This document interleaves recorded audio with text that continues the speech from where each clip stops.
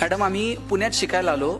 आमची आई आम्हाला नगरवरून जेवणाचा डबा पाठवायची आणि सकाळी 9:30 वाजता शिवाजीनगरच्या स्टँडला आमचा जेवणाचा डबा यायचा. नगरवरून पुण्यात जर जेवणाचा डबा सकाळी 9:30 वाजता येत होता तर 6च्या गाडीनं डबा दिला असेल. 6च्या गाडीला जर आईचा डबा तयार होता, आई 4 वाजता उठली असेल, पीठ मळलं असेल, भाकर थापली असेल, तिच्या हाताचा स्पर्श पिठाला झाला असेल. 2 वर्षात चतकोर सुद्धा भाकर आम्ही कधी फेकून दिली नाही, कारण आई सकाळी उठून आमच्यासाठी डबा करून पाठवते. आणि डबे काय, डबे कसे यायचे हो? डबे फडक्यात यायचे आणि फडक्यात चिठ्ठी असायची, पोरांनो डबे खा, फडके जपून ठेवा. फडके जपून ठेवायचे. शनिवारच्या गाडीने फडके परत नगरला जायचे, सोमवारी परत त्या फडक्यांमध्ये डबे यायचे.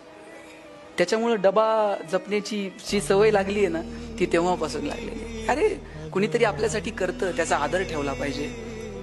आता तुम्ही पोरांचे डबे चेक करा, मॅगी, नूडल्स, कुरकुरे, पेस्ट्रीज,